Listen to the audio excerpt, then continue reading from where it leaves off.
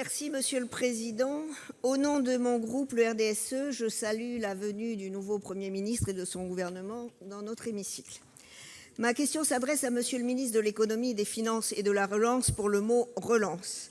Mais bien sûr, je serais très contente que Madame la ministre déléguée chargée de l'industrie me réponde.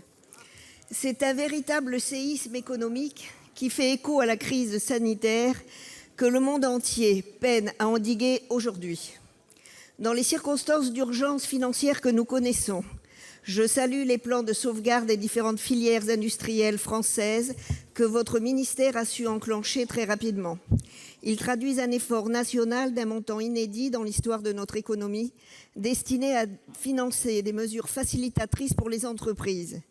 8 milliards d'euros pour la filière automobile, 15 milliards pour l'aéronautique, dont 7 pour une aide directe à Air France.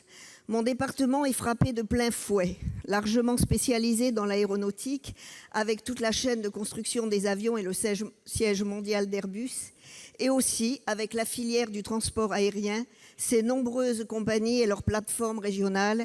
La Haute-Garonne risque de payer cher le coût social de cette crise. Les plans sociaux menacent déjà des dizaines de milliers d'emplois. Plus de 5000 suppressions de postes pour Airbus et combien d'autres pour la supply chain.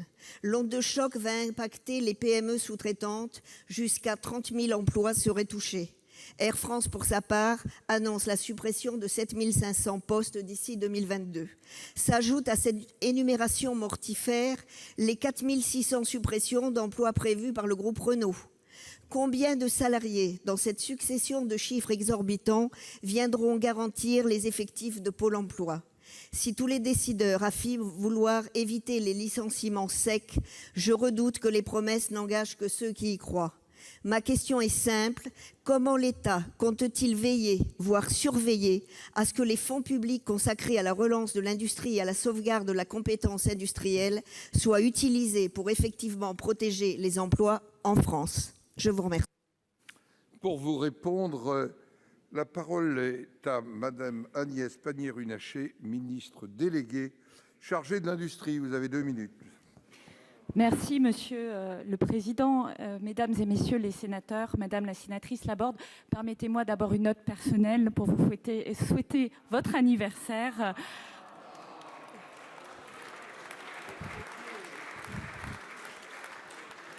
Mais je vais poursuivre parce que vous évoquez un sujet qui est délicat et qui est important, et je partage votre préoccupation pour l'emploi. Votre question, elle est parfaitement légitime. Effectivement, nous sommes confrontés à une crise mondiale, une crise qui a un impact qui concerne l'ensemble des chaînes de production. Boeing a annoncé il y a quelque temps un plan de suppression d'emplois de 16 000 emplois, et nous devons nous armer pour cela. Je crois que l'État, vous l'avez dit, a pris ses responsabilités. Il a pris ses responsabilités en mettant en place des plans de soutien rapides, effectifs, et il continuera à prendre ses responsabilités avec un plan de relance qui sera adapté à la situation et qui visera avant tout à préserver notre croissance de long terme, à continuer à travailler sur la transition écologique et énergétique et surtout à nous donner les moyens de préserver notre capital humain. Et c'est pour cela que je veux souligner que tous les plans que nous avons pris, plan automobile, plan aéronautique, derrière chaque mesure, il y a une attention à l'emploi. Lorsque nous quadruplons le CORAC, les dépenses de recherche et développement avec l'idée de financer un avion beaucoup moins carboné, c'est aussi des emplois d'ingénieurs et de techniciens que nous préservons. Lorsque Madame la ministre des Armées nous soutient en décalant des commandes et en les avançant, c'est directement la chaîne de production française, j'ai cherché, qui est sollicitée et qui pourra préserver des emplois. Lorsque nous mettons en place un fonds d'investissement ou un dispositif d'activité partielle pour le long terme, c'est également des emplois que nous accompagnons et nous attendons de la part des entreprises d'être parfaitement responsables. Ce dialogue, il se fait dans le suivi des plans de restructuration. Je veux donner un exemple d'Aer qui a annoncé 1300 suppressions d'emplois. Ils ont réduit de 800 emplois en entrée de négociation. Grâce aux mesures de l'État, nous sommes désormais à 500 et nous allons continuer pour réduire et faire en sorte qu'il y ait moins de départs contraints. C'est ça notre enjeu pour soutenir l'industrie. Merci.